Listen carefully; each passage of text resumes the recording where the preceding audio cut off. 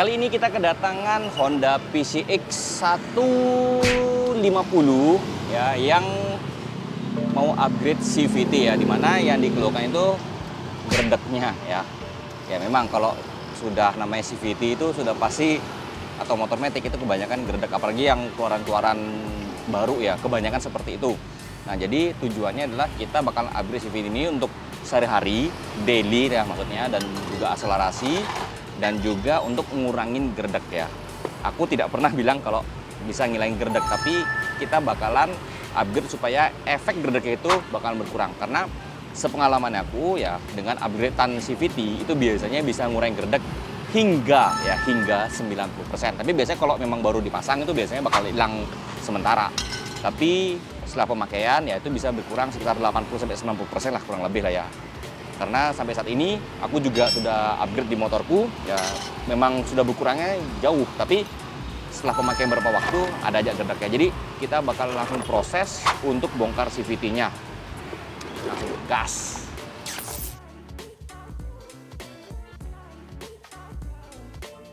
Nah ini kondisi CVT-nya masih standar ya, dan kalian nanti bisa lihat ini kemungkinannya agak lama nggak pernah dibersihkan sepertinya ya. Jadi sekalian kita akan cleaning untuk ngebersihinnya.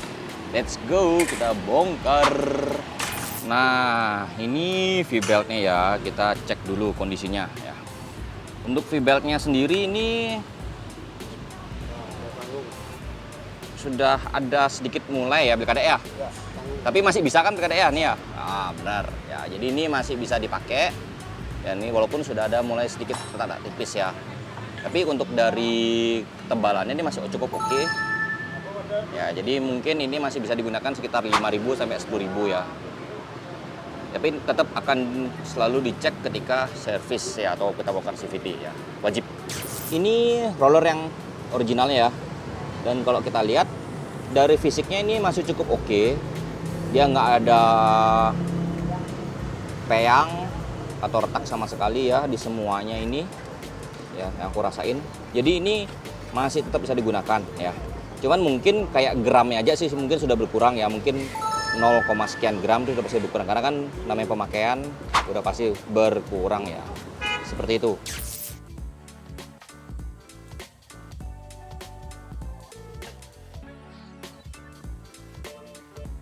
Gili, karatan coy.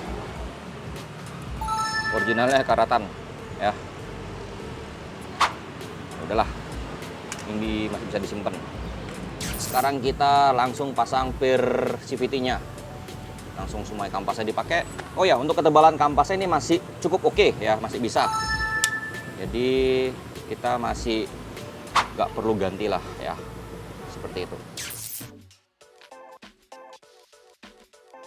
Karena semua sudah selesai dirakit ya, jadi kita langsung aja pasang satu persatu ya, dari puli depan sampai puli belakang hingga V-beltnya ya. Kita pasang satu persatu. Jadi ini bakalan siung banget ya. Kok siung? Zoo. Itu ya. Jadi ini kondisi juga sudah dibersihkan.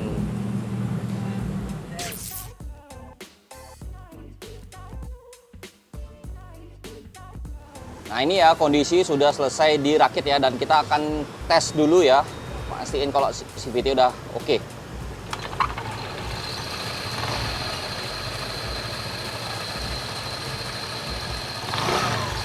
Oke, sudah mulai respon ya. Oke, jadi kita bakal tutup CVT-nya dan langsung akan lakukan tes riding.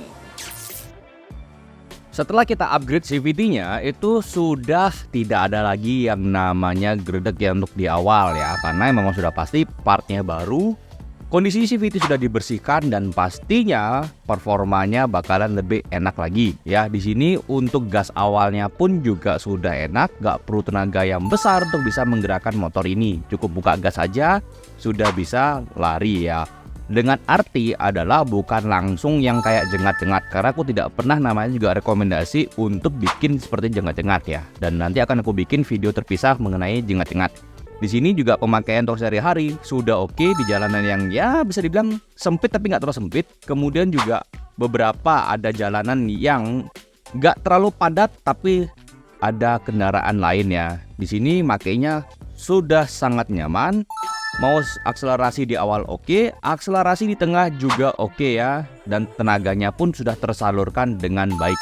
Bukan berarti masalah top speednya tinggi apa tidak, kemudian tenaganya lebih besar apa tidak ya, itu bukan, karena aggressivity itu pada dasarnya mengolah tenaga yang ada menjadi lebih baik ya. Dimana yang kita fokuskan adalah di akselerasi, bukan tentang bagaimana menambah tenaga setelah aggressivity ya. Dan di sini pun juga ya, ketika aku coba untuk mencari top speed yang tertinggi yang terbisanya pun ya, mungkin ini sekitar 80-an masih cukup lah ya, masih sanggup, dan juga memang harusnya sampai 100 pun bisa, tapi karena kondisi jalanan yang tidak terlalu panjang ya udahlah ya, cukup ya. Di sini untuk ngebut pun juga masih oke ya. Memang kalau di Speedo kurang begitu kelihatan karena ya situasi dan kondisi.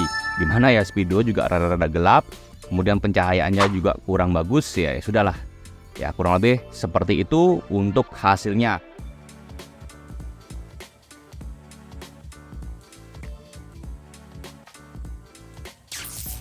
Dan nggak lupa juga ya, kita langsung analisa bersama dengan konsumen dan menunjukkan hasilnya seperti ini, bahwa ya akselerasi di motornya sudah sangat baik, kemudian pemakaian harian oke, mau pakaian touring juga oke, speeding juga oke, akselerasi juga sudah oke. Jadi ini performanya sudah nampol banget.